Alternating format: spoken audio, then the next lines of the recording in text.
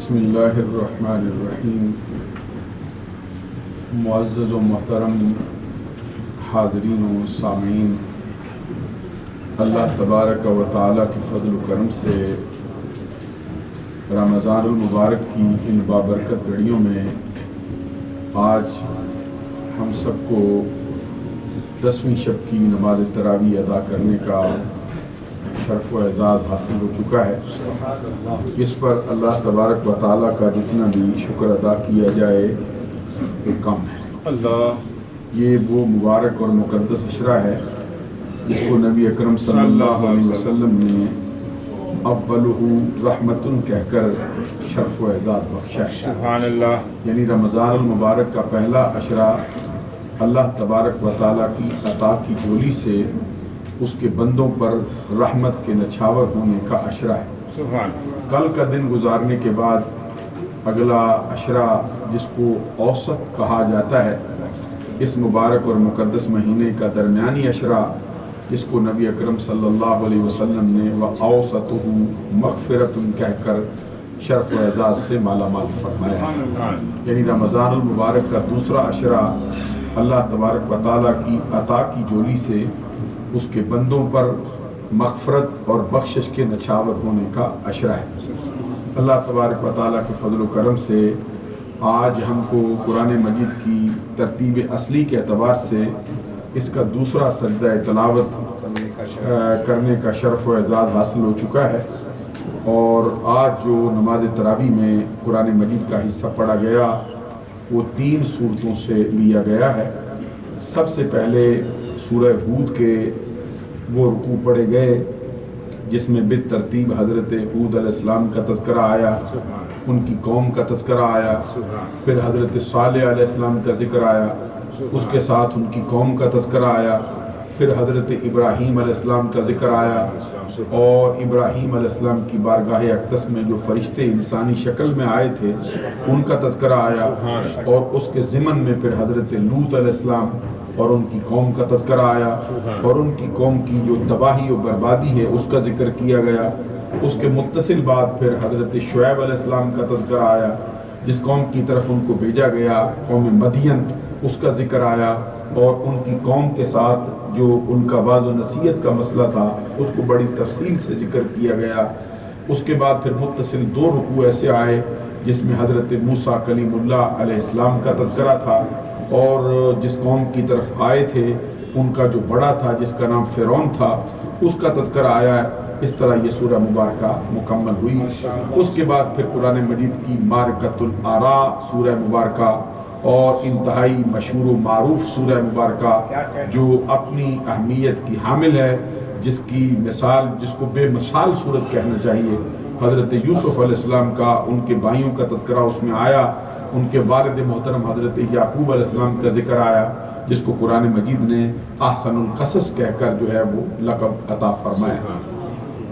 یہ سورہ مبارکہ اس طرح مکمل ہوئی۔ اس کے اندر بہت سی گفتگو، بڑی دلچسپ اور بڑی دل ہلا دینے والی باتیں جو ہیں ان کا تذکرہ کیا گیا، اور آخر میں پھر حضرت یوسف علیہ السلام کا وہ قمیص جو انہوں نے اپنے والد مکرم کی بارگاہ میں بھیجا اس کا ذکر کیا گیا۔ اذهبوا بقمیصی ھذا فالقوه علی وجه ابی جات بصیرا۔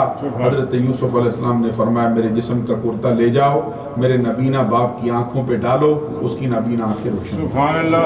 انشاءاللہ اور عزیز تفصیل کے ساتھ تذکرہ کل ہمارا ظہر کی نماز کے متصل بعد جو درس قرآن ہوتا ہے اس میں آپ کی خدمت میں پیش کریں گے۔ یہ چند ایک سوالات ہیں، ان کا جائزہ آپ کی خدمت میں پیش کیا جاتا ہے۔ درود و سلام پڑھیں۔ الصلاۃ والسلام علیک یا رسول اللہ وعلی آلک و اصحابک یا حبیب اللہ، صلی اللہ علیک یا رسول اللہ وسلم علیک یا حبیب اللہ۔ یہ سوال کیا گیا ہے، پہلا یہ کہتے ہیں کہ فقہ حنفی میں بعض اوقات مختلف قسم کی آراء پائی جاتی ہیں۔ مثال کے طور پہ انہوں نے درمیان میں یہ بات رکھی ہے، کہتے ہیں کہ عصر اور عشاء کی نماز کے ابتدائی اوقات کے بارے میں جو ہیں وہ 2 نظریات پائے جاتے ہیں، تو کیا ہم ان میں سے کسی ایک کو بھی فالو کر سکتے ہیں؟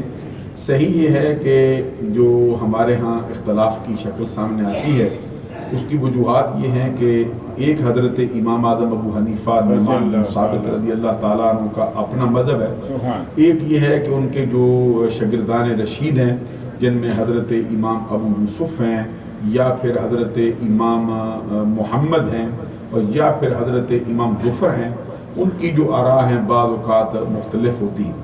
تو جب ایسی شکل سامنے آتی ہے کہ حضرت امام اعظم ابو حنیفہ نعمان بن ثابت رضی اللہ تعالیٰ عنہ کے سامنے ان کے دونوں شاگردوں یا تینوں شاگردوں کی آراء آتی ہے، تو پھر صحیح نظریہ یہ ہے کہ حضرت امام اعظم ابو حنیفہ نعمان بن ثابت رضی اللہ تعالیٰ عنہ کا جو مذہب ہے ہمیں اس کو اختیار کرنے کا حکم سبحان اللہ۔ اور بعض اوقات ایسا بھی ہوتا ہے کہ کوئی آسانی کی صورت میں جو ادھر محال ہو کرنا تو پھر اس کے اندر بھی جو ہے وہ گنجائش ہوتی ہے۔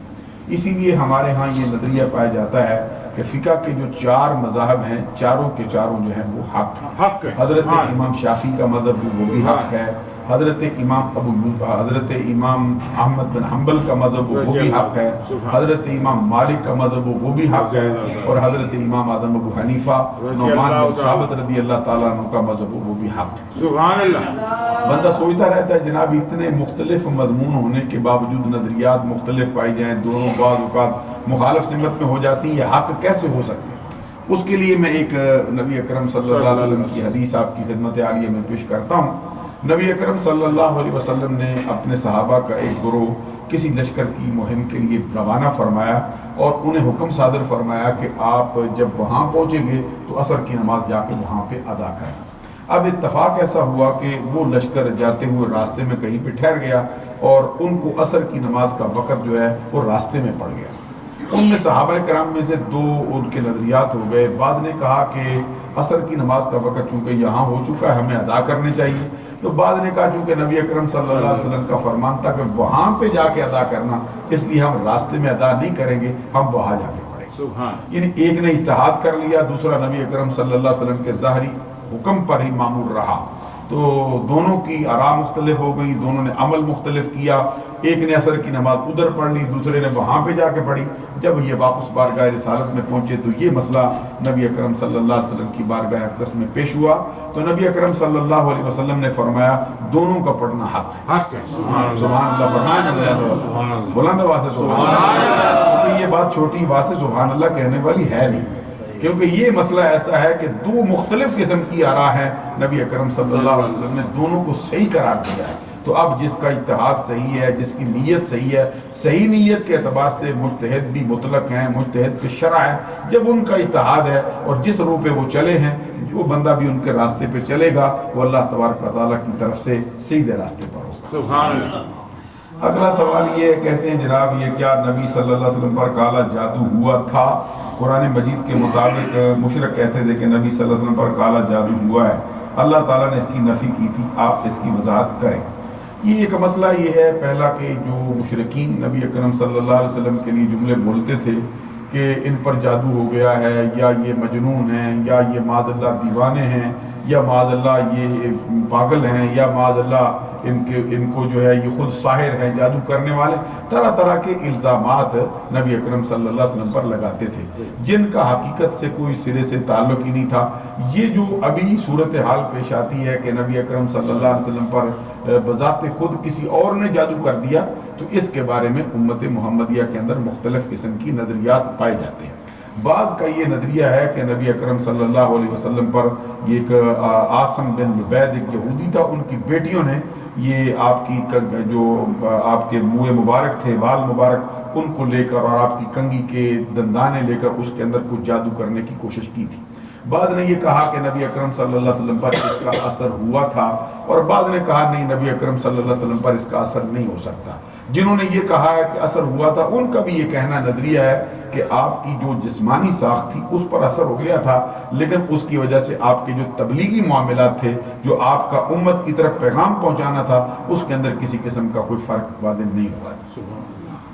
تو یہ 2 طرح کی جو ہے نظریات پائے جاتے ہیں۔ دوسروں نے یہ کہا، جنہوں نے کہا کہ بھئی جادو ہو سکتا ہے نبی اکرم صلی اللہ علیہ وسلم پر، پھر اس کی وجہ سے پھر یہ جو معوذتین ہیں، سورہ فلق ہے، سورہ ناس ہے، اس لیے نازل ہوئی، تو وہ اعتراض کا جواب دیتے ہیں، اور انہوں نے یہ بیان کیا ہے کہ جس طرح نبی اکرم صلی اللہ علیہ وسلم کو ظاہری طور پر پتھر لگ جائے، زخم ہو سکتا ہے، تیر لگ جائے، نبی اکرم صلی اللہ علیہ وسلم کو زخم ہو سکتا ہے، خون نکل سکتا ہے، اور آپ کو معلوم ہے نبی اکرم صلی اللہ علیہ وسلم کے دندان اقدس کے جو بعض حصے ہیں وہ بھی شہید ہو گئے تھے، سرکار کے جو آپ کا چہرہ زیبا ہے اس کے اندر جو خود کی کڑیاں بھی چھپ گئی تھیں. تو جس طرح ظاہری طور پہ نبی اکرم صلی اللہ علیہ وسلم کا جسم اثر قبول کرتا ہے، اس طرح ان چیزوں کا اثر بھی سرکار پر ہو سکتا ہے. اللہ تبارک و تعالیٰ کو اصل حالت اس کی معلوم ہے.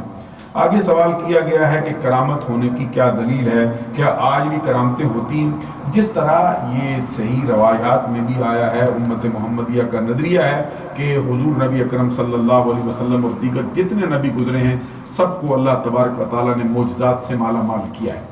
وہ معجزات ان کی نبوت کی سچائی کی دلیل کے طور پہ ہوا کرتے تھے. تو جس طرح وہ بات جو عقل کے خلاف ہو اللہ تبارک و تعالیٰ کے نبی کے ہاتھ سے اس کا ظہور پذیر ہوتا ہے، اس کو معجزہ کہا جاتا ہے. اگر وہی بات اللہ تبارک و تعالیٰ کے کسی برگزیدہ بندے سے، ایسے بندے سے جو اللہ کا نبی نہ ہو، غیر نبی ہو، اس کے ہاتھ سے صادر ہو تو اس کو پھر کرامت کہا جاتا ہے. جس طرح کہ آپ کو معلوم ہے قرآن مجید کے اندر یہ بیان کیا گیا ہے کہ حضرت سلیمان علیہ السلام نے اپنے امتیوں سے کہا کہ کوئی ہے جو ملک سبا کی شہزادی کا تخت اٹھا کے لائے. تو حضرت آصف بن برخیہ رضی اللہ تعالیٰ عنہ نے اپنے نبی علیہ السلام کی بارگاہ میں یہ عرض کیا تھا کہ میں لا سکتا ہوں، آپ کی آنکھ جھپکنے سے بھی پہلے لا سکتا ہوں. اللہ سبحان اللہ فرمائے. تو یہ ایسا ان کا کرامت تھی کہ اس وقت ظہور پذیر آئی جس کا تذکرہ قرآن مجید میں موجود ہے. اور پھر آپ کو یہ بھی معلوم ہے کہ حضرت زکریا علیہ السلام کی کفالت میں حضرت مریم رضی اللہ تعالیٰ عنہا کو دیا گیا تھا. تو حضرت زکریا علیہ السلام ان کو حجرے کے اندر بند کر کے باہر سے دروازہ لگا کے چلے جاتے تھے. جب واپس لوٹتے تھے تو دیکھتے تھے کہ ان کے پاس بے موسم کے پھل موجود ہوا کرتے. یہ قرآن مجید نے باقاعدہ طور پہ بیان کیا. پھر آپ کو معلوم ہے اصحاب کہف کا جو مسئلہ ہے، 309 برس تک غار کے اندر تشریف فرما رہے ہیں. یہ ساری ہستیاں جو ہیں نبی نہیں ہیں، غیر نبی ہیں. ان سے جو باتیں ظہور پذیر ہوئی ہیں جو خلاف عقل ہوں ان کو کرامت کہا جاتا ہے. جس طرح پہلی امتوں کے اندر غیر نبیوں کے ہاتھ سے کرامتوں کا ظہور ہوتا تھا، بالکل اسی طرح یہ سلسلہ کرامت کا قیامت تک جاری رہے گا. اللہ تعالیٰ عمل کی توفیق عطا فرمائے. اب اگر آپ کوئی اور سوال کرنا چاہیں تو کر کے اس کا جواب لے سکتے ہیں. وعلیکم السلام ورحمۃ اللہ. اگر آپ سرما رہیں تو اس کا روزہ کا افیکٹ ہوتا نہیں؟ اچھا ماشاءاللہ یہ سوال آج کل بہت ہی گردش کر رہا ہے، اور اس کے بارے میں جو آراء ہیں وہ بھی بہت عجیب و غریب قسم کی سننے میں آتی رہتی ہیں. یہ جو سرما لگانا ہوتا ہے، بارگاہ رسالت میں ایک صحابی نے عرض کیا یا رسول اللہ میری آنکھ دکھتی ہے، اگر میں سرما لگاؤں اجازت ہے روزے کی حالت میں؟ تو نبی اکرم صلی اللہ علیہ وسلم نے ان کو سرما لگانے کی اجازت عطا فرمائی. اور ہمارے فقہا نے اپنی کتابوں میں یہ بات لکھی ہے کہ اگر بندہ آنکھ میں سرما لگائے اور سرمے کا جو رنگ ہے اگر وہ بھی تھوک میں دکھائی دینے لگ جائے یا اس کا ذائقہ بھی حلق کے اندر محسوس ہو تو پھر بھی روزے کی حالت میں کوئی فرق جو ہے وہ نہیں ہوتا. یہ روزہ اس کا صحیح ہوتا ہے. لیکن یہ ڈراپ ڈالنے کا جو مسئلہ ہے اس پر بہت ہی احتیاط کی ضرورت ہے. جتنا ہو سکے اس سے پرہیز کرنی چاہیے. اس پر ہمارے آج کل کے جو علماء ہیں ان کا فتویٰ یہ ہے کہ اس سے روزہ ٹوٹ جاتا ہے. اگر کسی شخص کو ڈراپ ڈالنے کی مجبوری ہو کہ وہ اس کے ڈالے بغیر رہ ہی نہیں سکتا، مستقل اس کو بیماری لگ گئی ہے، تو اس کو یہ حکم دیا گیا ہے کہ وہ روزہ بھی رکھے اور ساتھ ساتھ وہ فدیہ بھی دیتا ہے. اللہ تعالیٰ عمل کی توفیق دے. حضور قرآن میں بھی حکم آئے دو صحیح ہو سکتے ہیں، دو خیالات ہو. ماشاءاللہ کیا خوب بات کی ہے. سبحان اللہ. خان صاحب نے بہت اچھی توجہ دلوائی ہے کہ قرآن پاک میں بھی ایسی بات آئی ہے، دو باتیں صحیح ہو سکتی. بالکل قرآن مجید میں بھی ایسا آیا ہے کہ حضرت داؤد علیہ السلام کی بارگاہ میں ایک شکایت پیش کی گئی کہ ایک آدمی تھا، اس کے کھیت کو دوسرے بندے کے یہ بھیڑ بکریوں نے اس کو چر دیا، اس کا کھیت ختم ہو گیا.